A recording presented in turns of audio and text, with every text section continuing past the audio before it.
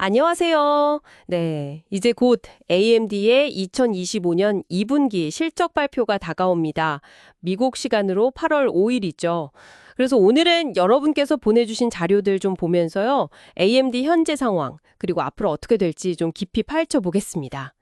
일단 뭐 시장 예측치, 그 블룸버그 컨센서스를 보면요. 매출은 한 74억 달러, 작년보다는 27% 늘어날 걸로 보는데, 근데 조정 순이익은 약 8억 달러로 한 29% 정도 줄었 거라고 하네요.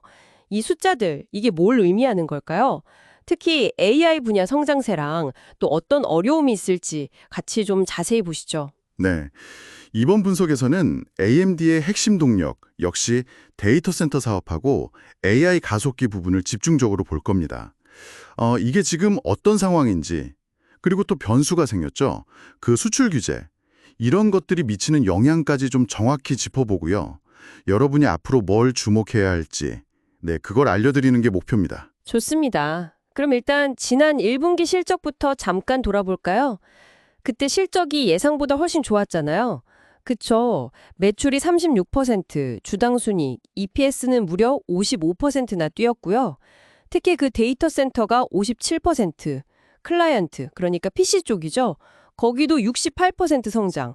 와, 이거 뭐 양쪽 다 엄청났네요. 네, 맞아요. 정말 인상적이었죠. 근데 또 다른 쪽을 보면 게이밍은 한 30% 줄었고 임베디드, 그 자동차나 산업 장비용 칩 쪽은 3% 정도 감소했어요.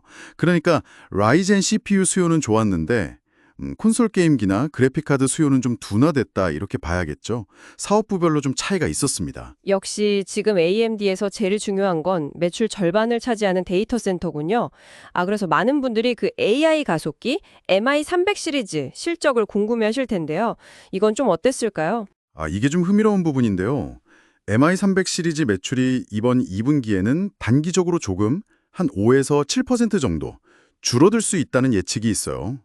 뭐 일부 공급 일정 조정이나 아니면 좀 큰 고객사 발주가 약간 줄어든 영향인데, 근데 이건 뭐랄까 일시적인 조정으로 보는 시각이 많습니다. 어, MI300 기대가 컸는데 단기 조정이라니 약간 의외인데요. 이게 혹시 뭐 경쟁이 심해지는 그런 신호는 아닐까요? 그럼에도 불구하고 데이터 센터에서 더 주목해야 할 부분이 있다면 그건 뭘까요? 바로 그 다음 세대, 차세대 AI 가속기죠. MI350 시리즈입니다. 이게 올해 고객사 샘플링 시작했고 연내 영상 목표거든요. 이게 왜 중요하냐면 이전 세대랑 비교해서 성능하고 전력 효율, 그러니까 비용 효율성이 한 3배에서 4배 정도 확 뛰었어요. 데이터 센터 전기를 생각하면 엄청난 거죠. 그리고 알리바바나 AWS 같은 아주 큰 클라우드 회사들에도 공급이 확대될 예정이라서 장기적인 성장 동력은 여기서 나올 가능성이 큽니다.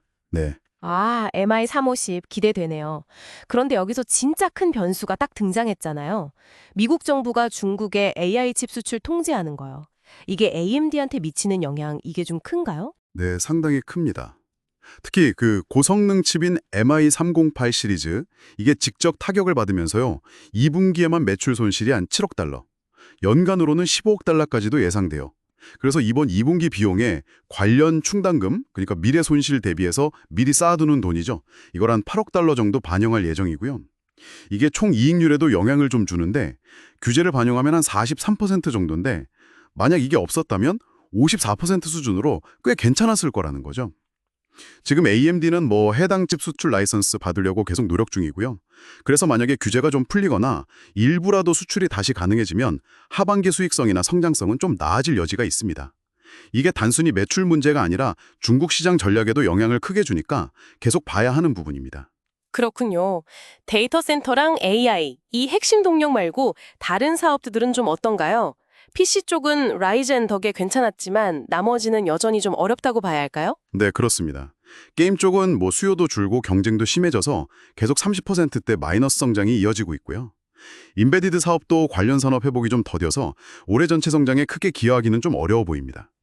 그럼에도 불구하고 시장에서는 이런 단기적인 압박 요인들, 특히 그 수출 규제라는 큰 변수가 있긴 하지만 AMD의 어떤 기술력 자체는 굉장히 높게 평가하는 분위기예요. 뭐 차세대 AI 가속기 로드맵 MI350, MI355 나오고 또 2026년엔 MI400 예고되어 있고 또 강력한 EPYC 라이젠 CPU 생태계가 있으니까요. 장기 성장 가능성은 여전하다. 뭐 이런 평가가 많습니다. 자, 그럼 정리를 좀 해볼까요? 청취자 여러분께서 하반기 AMD를 지켜보실 때 딱 이것만은 놓치지 말자 하는 핵심 체크 포인트가 있다면 뭘까요? 네, 딱 세 가지로 요약해 볼 수 있겠습니다. 첫째는 그 MI350 같은 차세대 AI 가속기가 실제로 대량 공급돼서 주요 클라우드 기업들한테 잘 쓰이는지 이걸 확인해야 하고요.